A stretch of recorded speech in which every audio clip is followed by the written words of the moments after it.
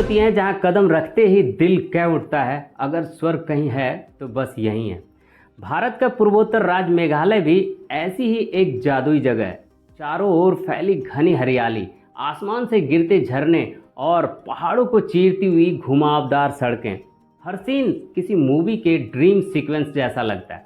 इसी ब्यूटी की वजह से इंदौर के रहने वाले न्यूली वेड कपल राजा रघुवंशी और उसकी पत्नी सोनम रघुवंशी अपने हनीमून के लिए मेघालय जाने का फैसला किया। उनकी शादी 11 मई को हुई थी और 20 मई को दोनों अपने हनीमून ट्रिप के लिए रवाना हुए। लेकिन शादी के महज 12 दिन बाद उनके साथ कुछ ऐसा घटा जो किसी हॉरर स्टोरी से कम नहीं था। नमस्कार दोस्तों, दिल से स्वागत है आपका एक और सच्ची और रहस्यमयी क्राइम स्टोरी में। तो चलिए सच की परतें खोलते हैं परत दर परत। 20 मई को राजा और सोनम गुवाहाटी एयरपोर्ट पर लैंड करते हैं। वहां से वे असम स्थित कामाख्या देवी मंदिर दर्शन के लिए जाते हैं। यह मंदिर 51 शक्तिपीठों में से एक माना जाता है और देवी कामाख्या की पूजा यहाँ की जाती है। असम में 1-2 दिन घूमने के बाद 22 मई को दोनों शिलोंग पहुँचते हैं। वहाँ एक लोकल रेंटल एजेंसी से स्कूटी हायर करते हैं और आसपास के जगहों को एक्सप्लोर करने लगते हैं। 23 मई की सुबह 5:30 बजे के आसपास अपने होटल को चेकआउट कर लेते हैं, क्योंकि स्कूटी में सारा लगेज कैरी करना बहुत मुश्किल होता था। इसलिए वे अपनी कीमती सामान को एक बैग में पैक करके बाकी का लगेज होटल के रिसेप्शन पर ही छोड़ देते हैं।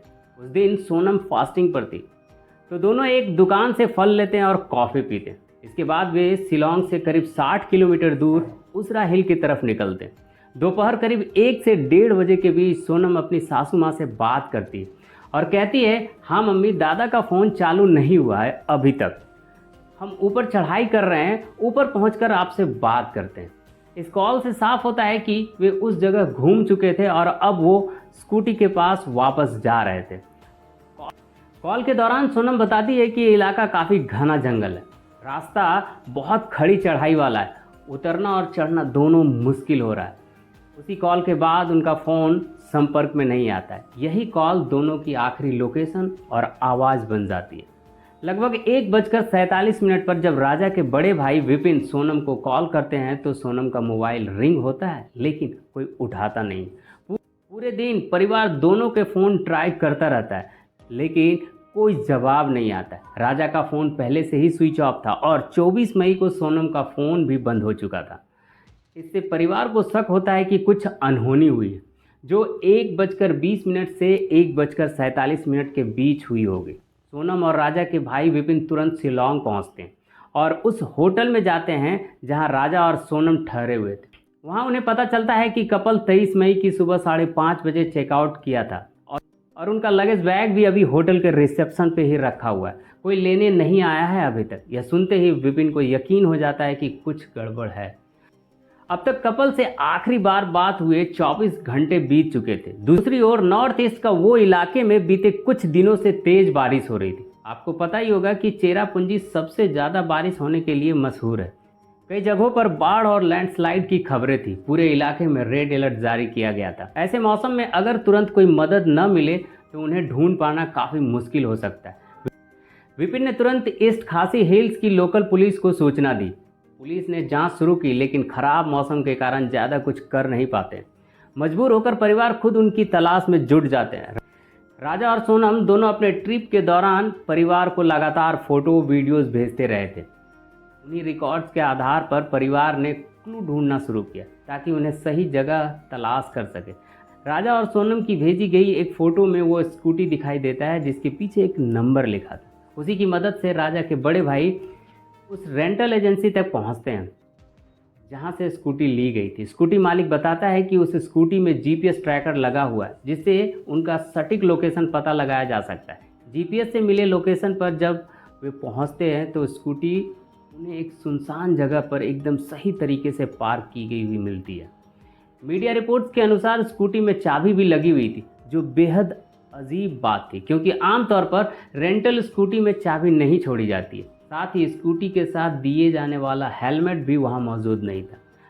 हालांकि इन सब के बावजूद पुलिस इस केस को गंभीरता से नहीं लेती है, सामान्य जांच प्रक्रिया से चलती रहती है। लेकिन जब मध्य प्रदेश के मुख्यमंत्री और सांसद इस केस में दखल देना शुरू करते हैं, तब जाकर सर्च ऑपरेशन में तेजी आती है।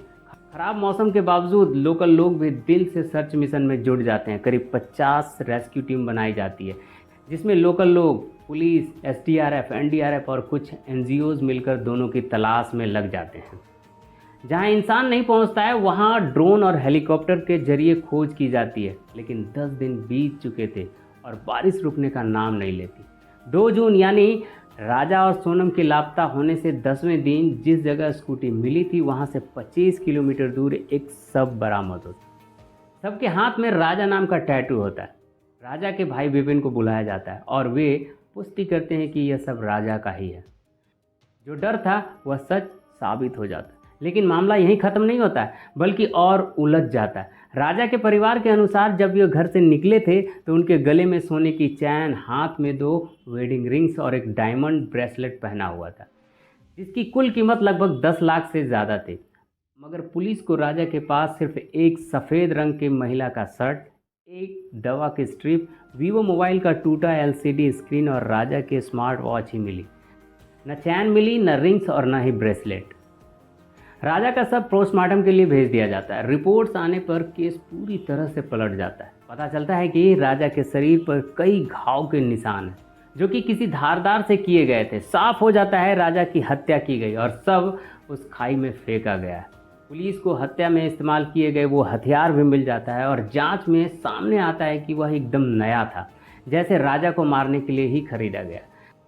जांच के दौरान एक और बात क्लियर होती है कि स्कूटी पर कोई स्क्रैच का निशान नहीं था, यानी किसी एक्सीडेंट की संभावना नहीं थी।